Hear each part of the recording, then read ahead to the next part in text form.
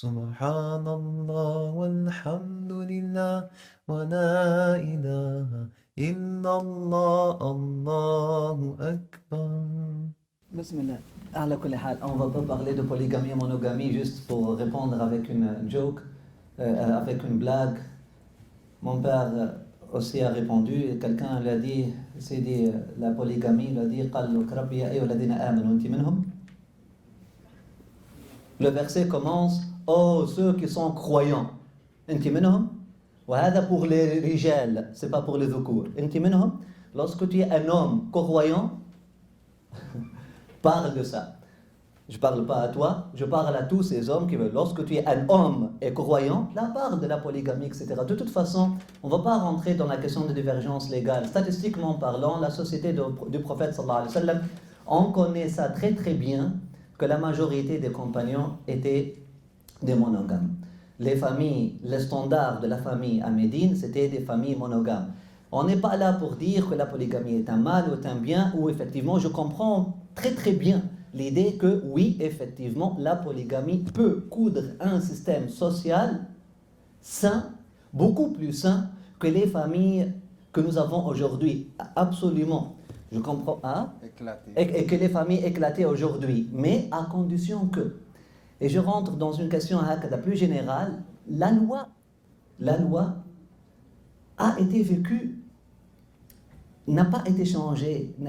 On regarde qu'à travers les 14 siècles, les gens n'ont pas cherché une réforme dans la loi.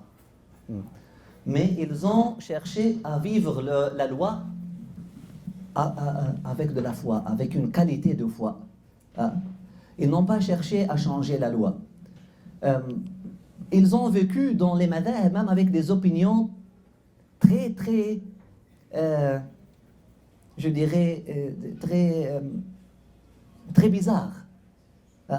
Il avait des opinions qui étaient très rigides, il avait des opinions qui étaient très bizarres. Mais on voit que, islamiquement parlant, la question n'était pas essentiellement ou principalement une question de loi. Et la question de réforme n'était pas essentiellement et principalement une question de réforme de loi.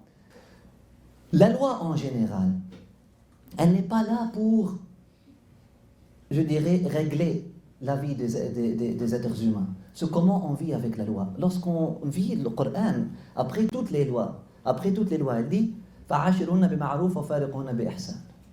Elle a résumé toute la loi du ma'rouf, dans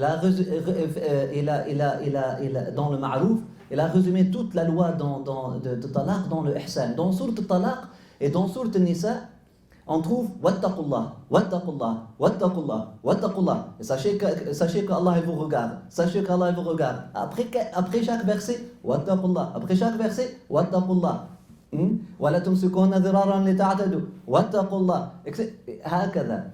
Donc, nos ancêtres, ils ont vécu avec des lois de polygamie. Par exemple, pour ceux qui sont contre la polygamie, ils ont vécu avec des lois qu'on trouve aujourd'hui bizarres.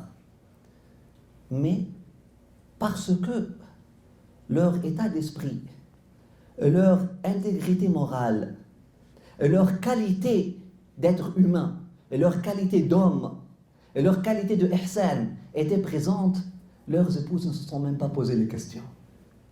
Et les femmes ne se sont même pas posé les questions. Le discours féministe qu'on trouve aujourd'hui, il est justifié. Ce n'est pas justifié à cause que la charia, elle est contre les femmes. Elle est justifiée par la pratique, par le manque d'hommes sur terre. Je suis d'accord qu'il y a un manque d'hommes. S'il n'y a pas un manque de mâles, il y a un manque d'hommes. C'est ça ce que je suis en train de dire.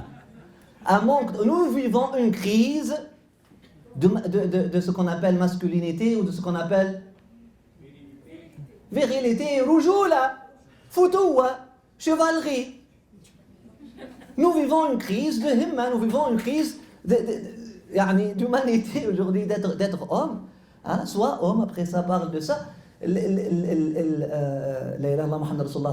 C'est à cause du manque de l'intégrité morale. Ce manque-là est devenu flagrant chez la génération de nos grands-parents. Après ça, de nos parents, je parle à moi, peut-être de vos arrière-grands-parents, de vos grands-parents, pour vous, etc. Ce manque a commencé à l'époque coloniale, post-coloniale, vraiment, la dégradation de la qualité de l'homme musulman. La qualité de l'homme musulman s'est dégradée, s'est dégradée. On le voit dans ses vêtements, on le voit dans la façon comment il mange, on le voit comment il fait les choses, comment il consomme les choses. Il y a une dégradation. Yani, ça fait 100 ans, celui qui prétend être l'homme le plus homme aujourd'hui, était considéré gamin qui joue devant, il n'était même pas pour se marier ou pour prendre quelque chose. Nous avons une crise aujourd'hui, effectivement, de akhlaq, d'intégrité morale, chez les hommes en particulier, ce qui a justifié cette réaction-là.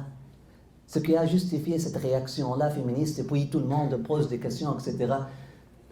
C'est pour vous dire que je ne rentrerai pas dans une question légale. Les deux opinions sont là, mais je dirais, nous avons du mal à vivre la loi, n'importe quelle loi. Et n'importe quelle loi est à être vécue avec ihsan. Et je vous dis que les musulmans, lorsqu'ils étaient des gens qui avaient une intégrité morale une très bonne intégrité morale, très élevée, ont vécu à l'époque de Yazid. Et Ziyad bin Abi ont vécu à l'époque des médiocres, des plus médiocres, des tyrans que l'humanité puisse imaginer. Mais ça n'a pas changé, ça n'a pas été brisé. La société était bien cousue, la société était bien mature. Les humains avaient une intégrité morale très élevée, que même les dictatures, la tyrannie et la corruption des gouvernements n'ont pas pu changer, n'ont pas pu ébranler, n'ont pas pu changer. On voit aujourd'hui que lorsqu'on dit les dictatures, on dit la loi, on parle de la loi. On dit de la façon d'appliquer la loi aussi.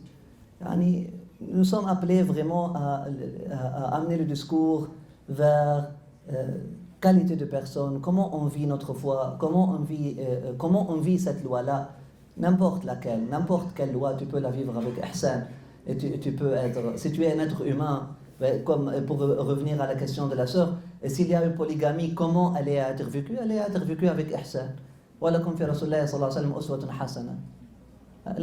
C'est monogamie, vit là avec ihsan. C'est un monogame pour les monogamistes.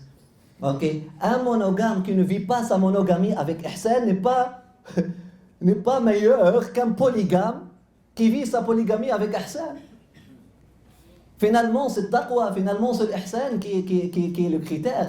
C'est pas monogame ou polygame. Je connais des polygames qui vivent leur polygamie avec ihsan. Mon cheikh Habib Omar est un de ces gens-là.